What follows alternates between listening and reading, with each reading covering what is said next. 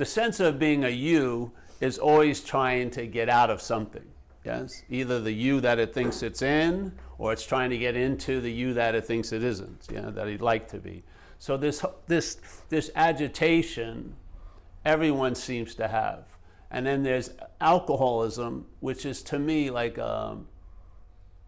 it affixes on the original dilemma, which is identification as a body, basically. Yeah, and not only as that body, but as the doer, the thinker, the feeler, the haver. Everything, basically. Everything that arises, it uses the mental state to imply that there's a you.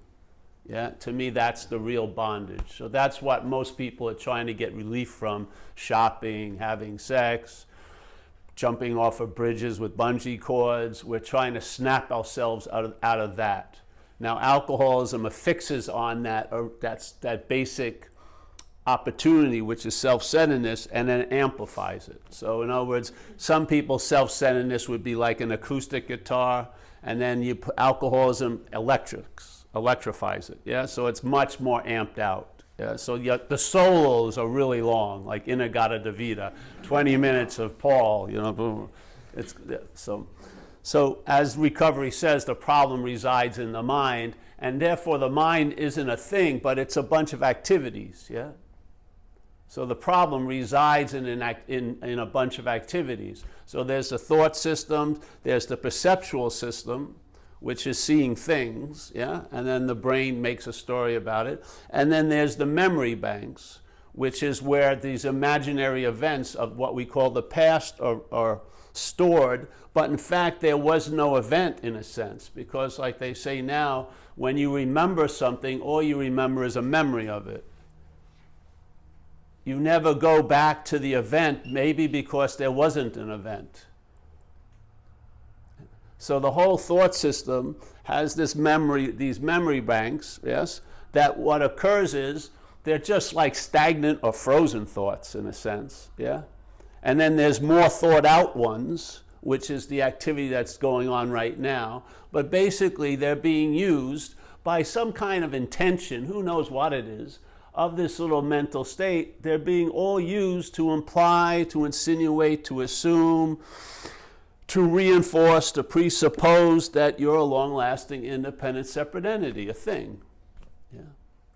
And so it can't verify that itself as itself, so it verifies it by using everything that it comes in contact with, which is thoughts, feelings, actions, and uses those thoughts to imply a thinker. Uses an action to imply an actor. Uses a feeling to imply there's a feeler of this. Yeah? So it affixes a story that seems to go linear, but it's actually, its input is prior. So the thought is just a thought, but when it's held as my thought, it suddenly has superhuman power. It can ruin your day. And the same thought that's, let's say, ruining my day, if it was held in Chris's noggin, seemingly, as his, and he would see it as my thought, he would have no effect by it. But if he was holding the same thought and was calling, this is about Chris, then it would have a huge amount of ability to affect Chris. So obviously it isn't the thought, it's what precedes the thought. And what precedes the thought? In the imaginary story, you as a thinker. And it's because either you're the object that's being thought about, or you're the subject that's thinking. Yes? So all of that gives it a huge amount of meaning, and that meaning is used to bind the big M mind to the idea that it's a thinker, that it's a doer, that it's a haver. And obviously, where does the thinking seem to be happening? In the brain, in this noggin. Where do the actions stem out of? This body. Where do I feel things? This body. So all of these activities being used to verify the reality of the body. Pain is the greatest one. Physical pain is one of the most convincing stories it has, because how could this be so real if it isn't real? How could I feel so fucking bad if it isn't so? But the fact is, that feeling of badness is totally framed by the identification as the body. So when reality takes itself to be the body, then pains that happen to the body seem as real can be. It's simply that's the case. So if the problem resides in the mind, I would say it's the thought system. And what the thought system is being used for is to imply that you're a doer of shit you have nothing to do with all day.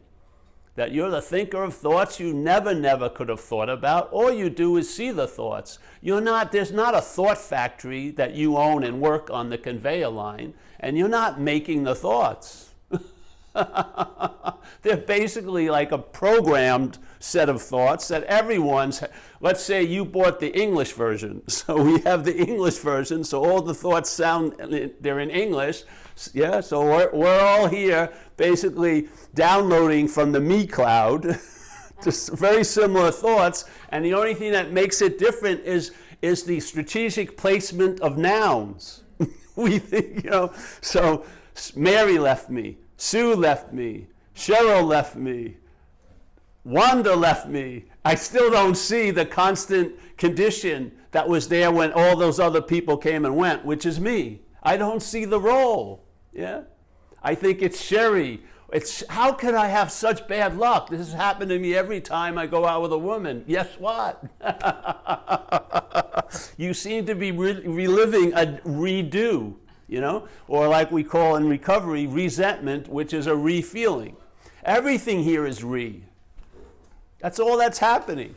There's rethoughting, there's re-feeling, there's redoing, there's re-having. What happens is what's had may look different, what was thought about's different, but it's the same.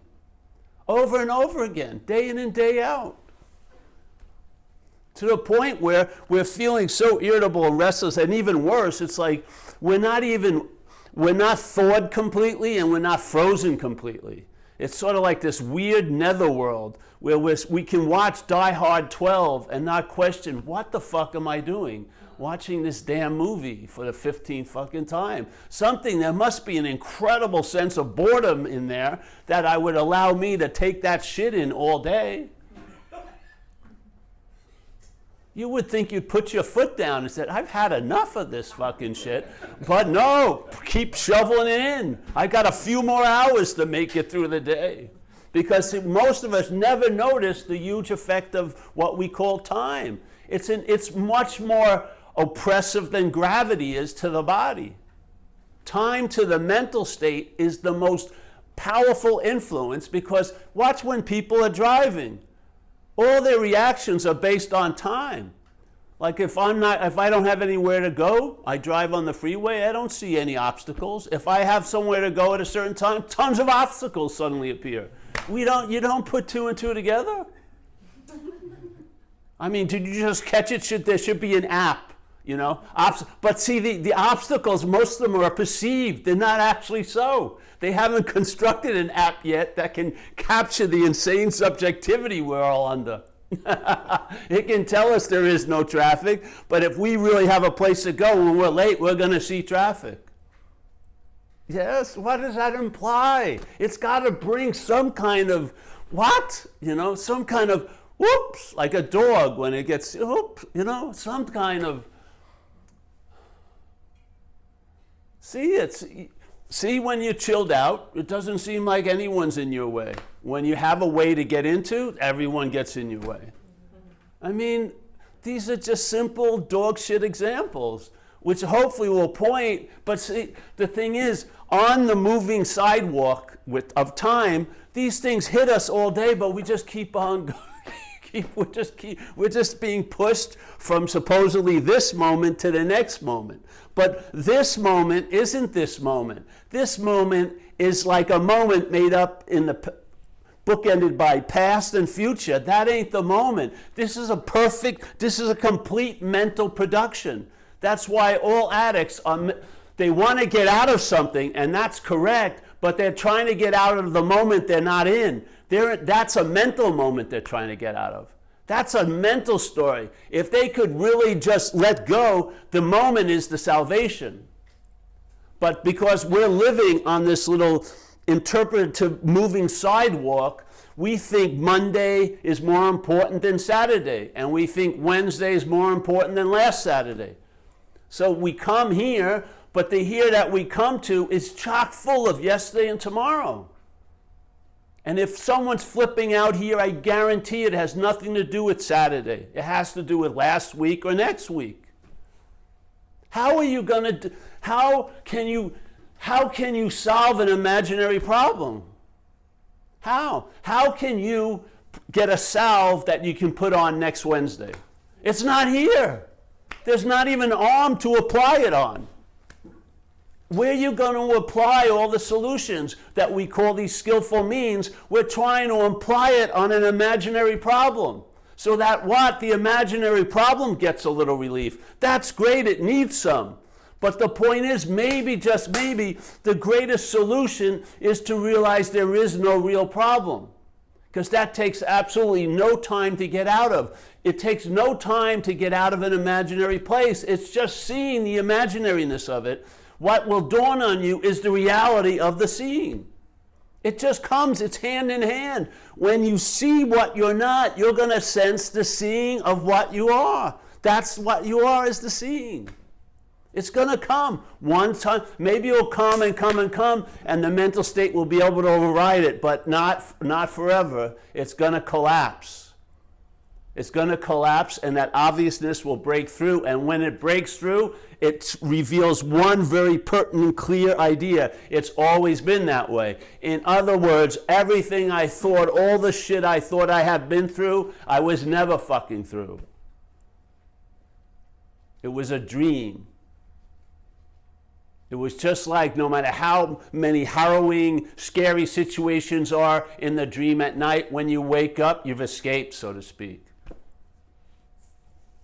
But not through the dream, but by waking up. Yeah. So here we are. We're seemingly in the awake dream, and what's causing it to seem to be a dream is the awakeness. We're it. Yeah. Right here, every one of us. You're seeing right now. You haven't planned to see today. You're seeing. Yeah. You're not said, all right, I have a quota of 500 sounds. Once the 5 hit, I'm shutting off. No, you're going to, if your ears are not full of wax and you're here and you're not wearing muffins on them or something, whatever they call them, you're going to hear. You're going to hear tons of shit. I sit here, I could take a fucking religious vow, I'm never going to see a bird again, and I'm looking out this window, if a bird flies by, I'm seeing it. You and I are an afterthought to the basic condition of consciousness and contact. We're an afterthought. Then how do we get to regulate and put all the meaning on that which comes before? How does that which comes after say what you need to do to become conscious? That's fucking insane.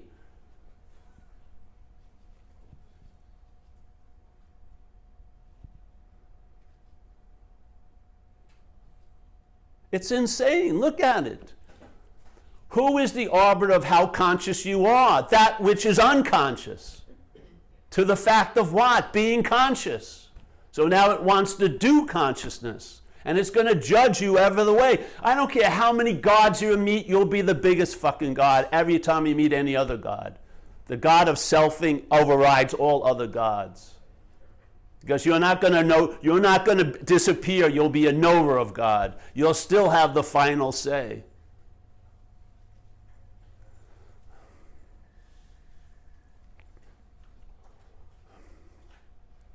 It's a simple invitation. The freedom is prior to the bondage. It's prior to the bondage. It's not an after effect of the bondage. It's not an escape from the bondage. It's a priorness. So from the solution, there is no bondage. It's an activity that has to be complied with to produce the sense that there's someone to be bound. It doesn't come up naturally. It's a fabrication, it's a production. Yes? Yeah?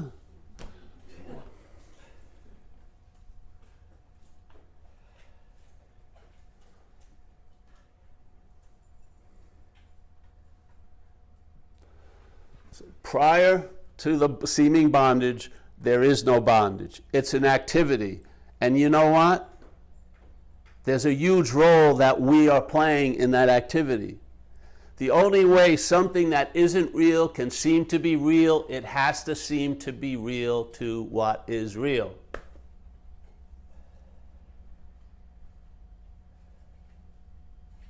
I know people in recovery, they had the worst thing that ever happened to them. And maybe they built temples there and they've used it for excuses for everything else failing in their life. There's a lot of value, man. That worst thing is valuable to the mental state because it's got a chunk full of juicy story about it, yeah? Then suddenly something happens. The situation didn't change. It's in the past. It's the worst thing ever happened. It's like in stone, yeah? But suddenly something changes, let's say the mind, and then it looks back on that and says, hey, that was the best thing that ever happened to me because it led me to this point that opened up this. So what is it? Can something that's the worst thing suddenly transmute itself into the best thing? Or is it us that give it the meaning it has? When I was in a certain condition, that situation seemed the worst thing that ever was. When this condition changes, that condition changes. That's one example. That's what's happening all day. All day. We're blaming things out here, thoughts and feelings and this and that, for our condition. But basically, as the Course in Miracles says, this is projected and then perceived. So truly, we're dreaming this place, and then it's perceived through these eyes, because these eyes are produced, in a sense, their schematics is to see things. So we're seeing what our own mind has projected. Yet we don't see our role in it. We don't see our role. We don't see that the thoughts are just thoughts. It's the mind that gives them all the meaning they have. We don't see that the feelings that are driving me crazy they don't have the force to drive anything crazy. The mind is the engine. What we're doing, we're complaining and bitching about all the railroad cars when we're the engine that's pushing it all. We just don't see our role in things. And when you do, there'll be a humility that will drop over you, and things that you could never possibly produce will become available. That's how large a role we have here. When this changes, everything has the possibility of changing. Old stories, chronic pain, I'm not saying it's going to happen, but all the things, suddenly everything's up in the air. Again, finally. Instead of being under them and trying to evade all the shit falling on you, but now you see you're the juggler in a sense. You play a role. Then blame drops off. You're not blaming any motherfucker for anything that ever happened because you see your role in it finally, your real role, which is you and I are given everything all the meaning it has. Let that hit you. That's an incredible, incredible statement. Let's say if you like the Course in Miracles, that's in it. That's what does it imply? It implies you and I are giving everything all the meaning it has. See what other God is in there.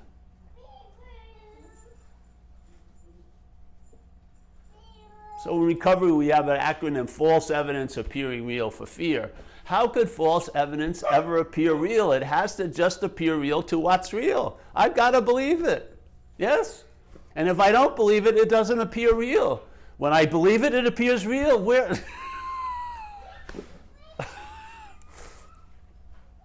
It's got to point through this into what we are.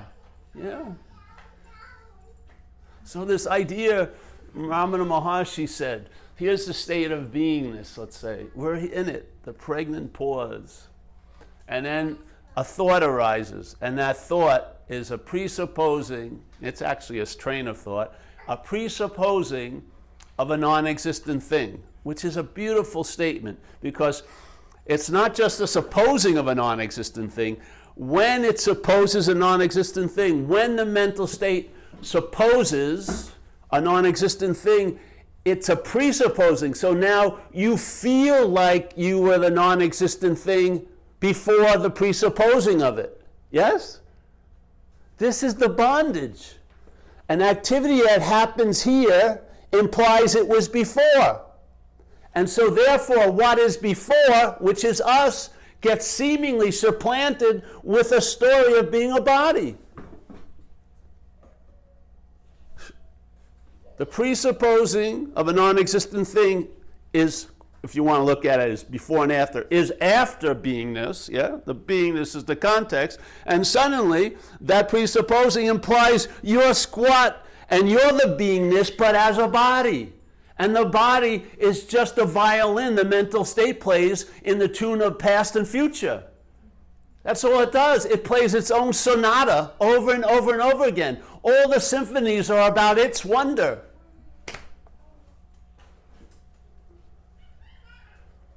And if you try to get out of thought as a thought, good fucking luck. I shot cocaine. I went on so many 10-day retreats on cocaine. More than all the Vipassana people in America, probably. At least some of them in this area. I must have had 50 or 60 10-day retreats shooting coke. I was up for 10 days straight. Fucking didn't eat anything. Man, to me it was like a religious practice. And so I would take my my devotion to drugs and match it to any devotion of any spiritual person to their spiritual object. Yet, there's no transcendence out of an imaginary place. You can't get out of what you're not truly in. It's impossible. Now, what you're not can seem to get out of what it seems to be in tons of times, but only to find itself falling back into it again.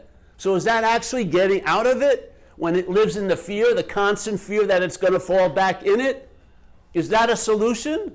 There's no solution if you believe you got out of something that was real because you're going to believe you can fall back into it. That's the dualistic way this head runs, man. It runs like if you believe you achieve something, you also believe you can lose it.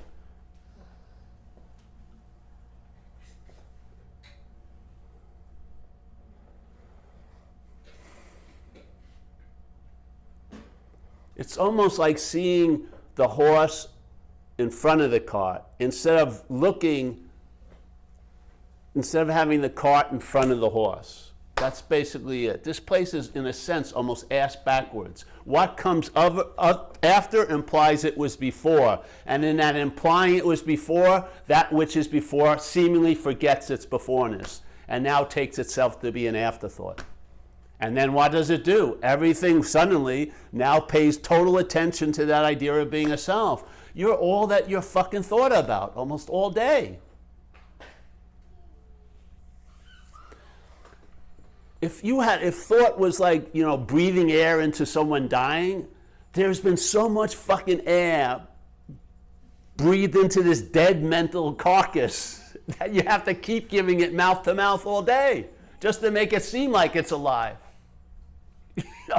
Just constant. It's slavery. It's so much fucking work. And then let's say you get the blocks in a line. You got your circumstances good, you got your money, you got your relationships, your emotional state, what you call your spiritual state, your mental state, and you get them all lined up, and you're managing it and you're making sure nothing hits it. And yet, but here, you're in a non-wet current called time, and everything in this place is going to change. And then things that seem to be aligned with the blocks will start running into the blocks. And all you'll be trying to do is trying to manage and control so that you can get that hit, I'm okay. Yeah? So maybe you do a 3-week retreat, and that Sunday morning, the last day, you reach it, I'm okay. And it's 9 o'clock. 9 o'clock, you're in complete aligned okayness. But 9:02 comes. 9:04 comes. You got to bye-bye. You got to get out of the retreat. What? Oh, yeah. You got to go. We got to make money here. Another retreat's got to get in here. Fuck. Thank you.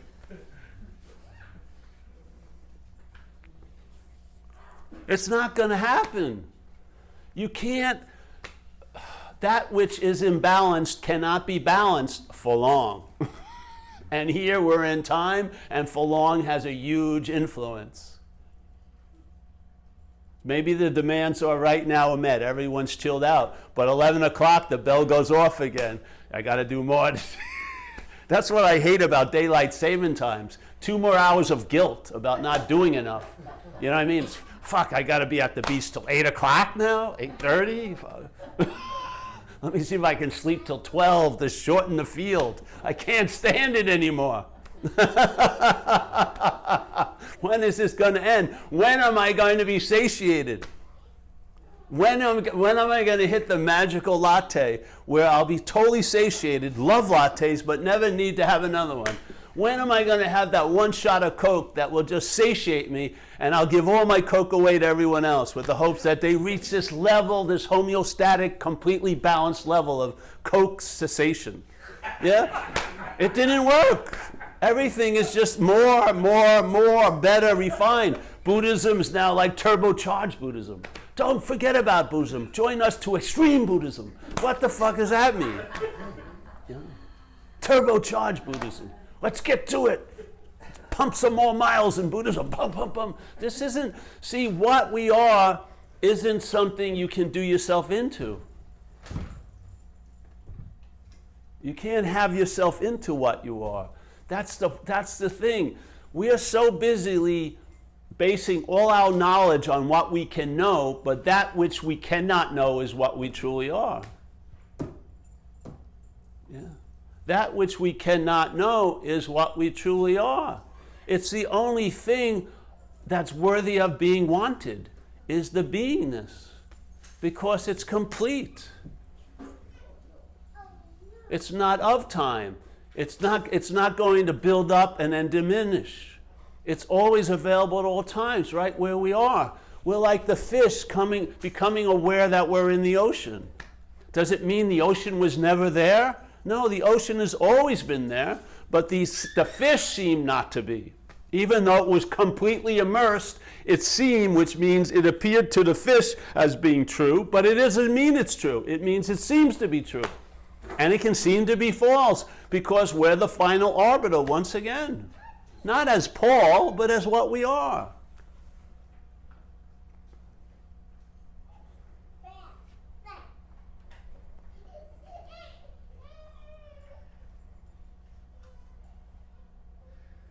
So this Ramana says it so beautifully. They say this statement, the presupposing of a non-existent thing, the body, yes? And then wanting to get salvation for that non-existent thing. And then he says very clearly, if your practices themselves, and they were implying quote-unquote spiritual practices, if the practices themselves are reinforcing the non-existent thing, this is the hook of all hooks, you see.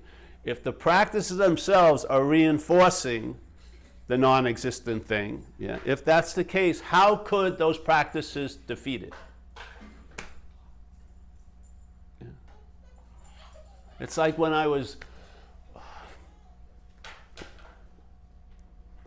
I had this terrible, my digestion's been bad since I was young, and then I had a lot of trauma, so they poured tons of antibiotics in me, which really rip you up. So for years I wanted to, as most action figures would want, to get a little better feeling. So I was busily trying to get this to change, and I tried a lot of things, and then I was introduced to these very expensive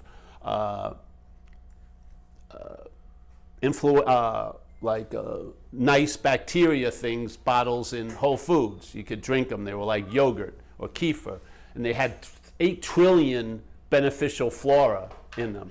And they were like $48 a little 8-pack or 7-pack a week. So I drank them every week for months. Yeah. Now I didn't feel much different, but I had a lot of hope.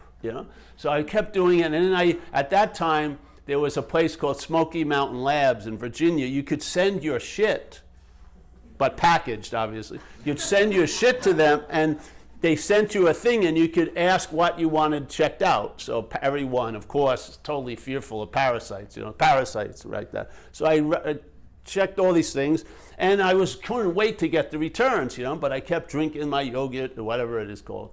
And then suddenly I get the package, and I'm so excited. I open it up. no parasites. Then I look up signs of beneficial flora, 0%. I said, what? I just spent a couple of $1,000 drinking this shit every day religiously for at least a year, and there's absolutely no sign of all those trillions of things I put in. And then I look at this, and why they're not showing any signs is there's these two bacterias that I was unaware of that actually saw the beneficial flora as like a gourmet service. So I was actually the procurer, the deliverer of a gourmet meal to the bacteria that can't get out and shop. Yeah, I was. You don't see it's. You think it's only in those topics? The idolatry, the religion, the spectacle of getting out may be actually being used to reinforce the idea that you're in. Could be. It seemed to be to me when it was revealed. It was sort of like my spiritual pants fell down, and that was that. Because seeming years and years of story just got dismissed by one sentence. I said, what? And I had no other identity. I was a house painter, and I wasn't even that good. So I only had 2 pegs to put my mental hat on, which was I was a great spiritual practitioner. I mean, I had a great resume. Thailand, retreats in the forests, retreats in fucking here, everything like that. And my whole, it's like someone took my resume and flushed it. It was all gone, and I was just left with my own devices. Yeah, and it was wonderful. Because I realized people would call me, you missed a great teacher. I said, great, you know. They would tell you missed this. Oh, great, I missed that seminar? Oh, fuck, I don't feel like I missed anything, but yeah, I must have really fucked up, you know? And I realized my basic state wasn't changing. Before, during, or after any of these events, I was pegging so much hope into, you know, that they could really change. That seems to be unchangeable because it's underlying all the seeming changes I'm trying to produce. It's this unchangeable state that I'm awake, yeah? That there's not a thing, something's moving through me, and I don't see an arm stick out and then see, you know, it's not a thingness. It's not a thing I can recognize. I try to pin it on here, but it's not so. So something, consciousness we call it, but it's just no thing, let's say alert, awake, no thing, is moving through this event and experiencing stuff. All the while the mental state keeps presupposing that it's the one that's living. Yeah? But even when the parasite in nature takes over the host, yeah? There's so many stories now. There's a famous one, Toxo is the name of its nickname. It's in about 20% of human brains. But it's all the animals and cells in it, not the cells, the bacteria and everything, all have one huge imperative, which is to reproduce. Yeah? And the degrees of difficulty in nature are unbelievable. You think you're having a hard time getting a date on Match.com? These fucking things. The only place they can reproduce is in a cat belly, and they find themselves in a rat. Now, fuck, you try to get over that. You can't go Uber, you can't get out. You can't send out can you please get me? No, you know? And then, but what happens is they jack into the brain of the rat and they override the sacrosanct instinct of all instincts, self-preservation. The parasite overrides it like that. And it tells the rat, hey, when you see a cat, run right at it. That's what it does. You don't think that's happening? You don't think that totally correlates with your experience of addiction? It's the exact same experience. You're being used for transportation, something drives you, and then you're left holding the bag. It's like the robbers get away from the heist, and then the cops and all of us, we arrest the getaway car. This goes to jail for 30 years. The poor Toyota gets towed and goes into juvenile hall. And so what happens? In plain sight, it's thriving. It's just thriving. And no matter how much evidence contrary to it, the programming will override the evidence. Just like the movie with the clone, you know, the clone thinks it's a person, it's in this little outpost on the moon. I don't want to go into the whole story, but he's got his whole story in where he lives in the space little station. Pictures of the Boston Red Sox and his family and everything. He has a huge story, and he's going to be off work. He works for 5 years. He's going to be off work in about a week. Then suddenly, trains of circumstances bring him face to face against his own reality, which is he's a clone. Yeah. So here he is. He's a clone, but he has human programming. And then there's undeniable evidence that he's a clone, but how it's heard is not by the clone, it's heard by the human programming. And so a clone being a clone could be fucking great, yeah? But a human being a clone, well, wait a minute, yes? This is what's happening all day.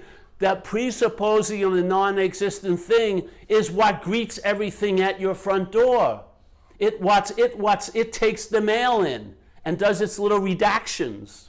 It hides invitations.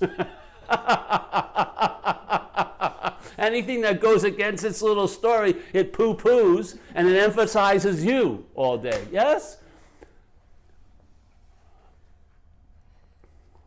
It's like when they call in and they go, there's an incident in progress. That's what we're in, basically.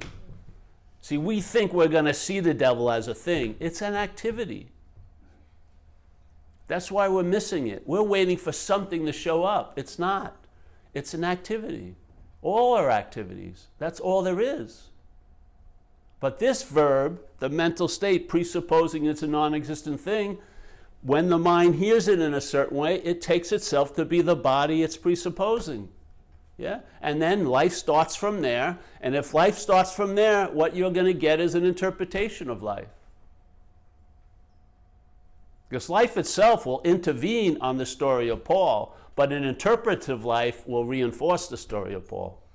It cannot afford too much free samples of living. It's got to fucking have a blanket story going on. So even when evidence to the contrary arises, you'll hold on to the old idea. You're not lovable, yet someone's loving you. You know what I mean? You're not welcome, but people are welcoming you. Which one usually goes first? The people that are welcoming. Fuck them, I don't trust them, and then reinforce the old idea. That's all day. It's like pledging allegiance to that which you vowed that you would love to get rid of, but you're pledging allegiance to it all day. It's like if a parasite came in here and you went, no, but you go, what do you think it's going to follow? It's going to climb up on you and fucking take you. That's the whole point. In addiction, that's where it was revealed to me, because that was the main fucking influence of my whole adult life, man. I went into hells, circumstantial hells, medical hells, mental hells, emotional hells. And for that to suddenly stop, that urge that was its nuclear reactor, its driving force since I was young, for that to suddenly not be so was the first and only real solution I've ever have happen here. Because the problem doesn't exist for me anymore. And now my standards of solutions has changed. I think a lot of shit that's being peddled as a solution now aren't solutions. All they do is reinvigorate, constantly vigilance, constantly keeping the fucking, angry tide at bay. That's not a solution. A solution is the problem doesn't exist for you. It's fucking really good. Now with this message, it led to a problem doesn't exist as me, and then that stabilizes. Yeah. Problem doesn't exist as me anymore. See, for me, it's still experience, but as me, it's different. It stabilizes. It becomes a surety, a certainty. Yeah, so no matter what your head says, it doesn't move you. And what moves isn't you. What goes up ain't you. What goes down ain't you. All you are is the context and the fucking brilliant, aware seeing. Everything else is appearance in that. So my most secret feeling and thought is still not real, because the seeing precedes it.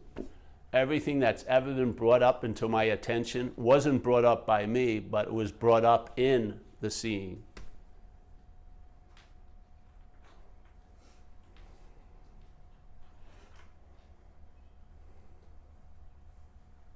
So in recovery, we say, exact nature of the wrongs. Yeah, why not? Check it out. It's not obsession with self. That's what the mental state does to reinforce the identification as a self. It obsesses over the idea of being a self, and that reinforces the sense of being that which is being obsessed over. It's just the way it goes. Look at the same supposed thing has had all the obsessions, and it's not ego either. What is that sense that you have an ego or you've lost an ego? That sense is the selfing. That sense, that feeling of being the doer, the claimer, the haver, the cause, the proprietor, all that, that's the bondage of self. And then it uses tons of things it comes in contact with to facilitate it. The things themselves do not do it. Thoughts do not bind you, but the my aligned with the thought gives the thought the power to bind. Yes, for sure.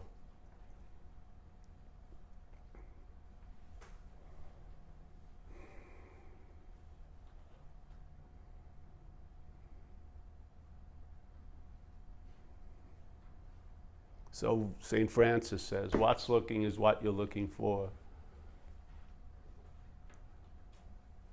As a sense feltness that has more volumes than the giant, most chaptered book of all time. That has more volumes of sense feltness than anything. What's looking is what you're looking for. The seeker is the sought.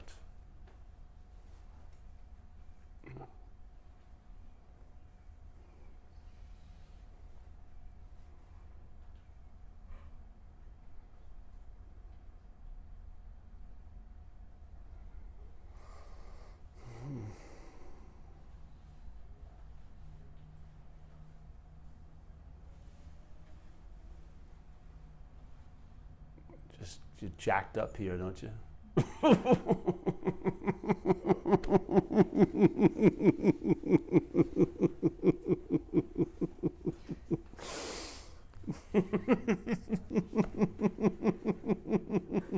mean, it's everything you've always looked for. Fucking that thrill that runs through you is just an acknowledgement of what's always been so. Yeah. As we are, we're like a reflective surface, yeah, really. Yeah. Even the conditional mind has a reflective ability, yeah. And many of us, because of that presupposing, our reality is what can be perceived, yeah. And so the perception is from one thing to another thing, back to one thing, yeah. So there's hundreds of different feelings and perceptions, but it always goes back to the same center, which is the false center. Yes? That same reflective nature, just because this place is of a dualistic bent, yeah? So there's like, you can never have a one-sided coin here. You can cut a coin 800 times, there'll still be two sides. So this reflective nature has another, it's also reflecting this way, actually 360, but let's just say it this way, yeah? So this, we're not picking up the signals from this because they're constantly pinging. It's always available at all times, yeah? And when that evidence constantly flows in, it gets scrambled by the mental state, yeah? So that which is completely so seems not to be so. So we're paying most attention. It's like we don't realize when we're the audience in a movie theater, there's also another movie going on, yeah? See, we think this stops and we believe there's only one side to the reflective nature. And we think because we think we're an opaque thing, that we're it, but we're not.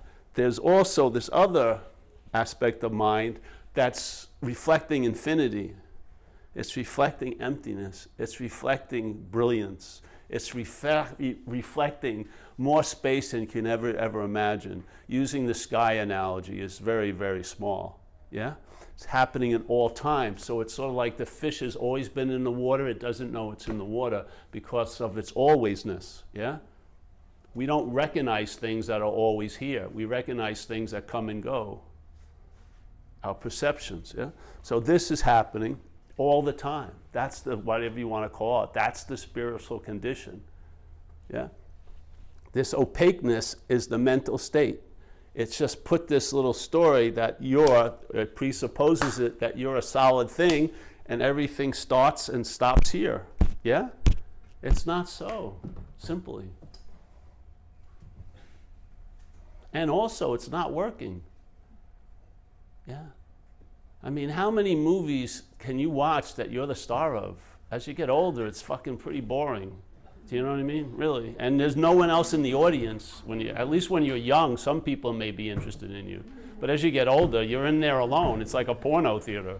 You know what I mean? It's like, fuck, another round of Paul Hedderman? Jesus Christ. You know, so there's always... But the joy doesn't come from here. It's brought into here from us. We need the circulation of awareness to let itself complete itself, like almost like a breath, yeah? To go back into that which it is and then come out here and see what it's not, and then come back. That, yes, without that, when it's just seeing what it's not, it's going to seem to be so. Yeah. So your baseline is conscious contact. Sense it. Sense what it is. Is it being done? Is it a thing doing it? That's us. That's our original nature. It's demonstrating more than the thoughts can keep up with. The more than the thoughts can claim away. Seriously. That's why you have so many fucking thoughts. It has a large, large surface to cover. And it never can complete the mission. Because what is so fucking incessantly what is.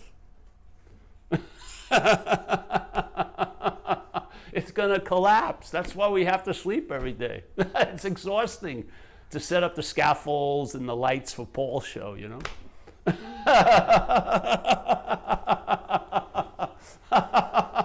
The only thing that's funding the next season is interest and attention. Coming from you and me, because it's about us. If you would turn the channel of Paul off at 8:35 in the morning when you woke up, if you were Steve. I'm sure you would turn everybody would turn everyone else's channel off unless you wanted something from that other person. You know, basically. You'd be bored stiff before 10. We've been watching 50 years. What's the magic? It's a weird mental love. Yeah, it's like Buddhism, they call it cherishing the self. It's like a cherishing of it, wanting it. I want it to be there when everything gets good. Yeah, I want to experience its own absence. I want to be there when I wake up. Yeah, well, good luck. That's it.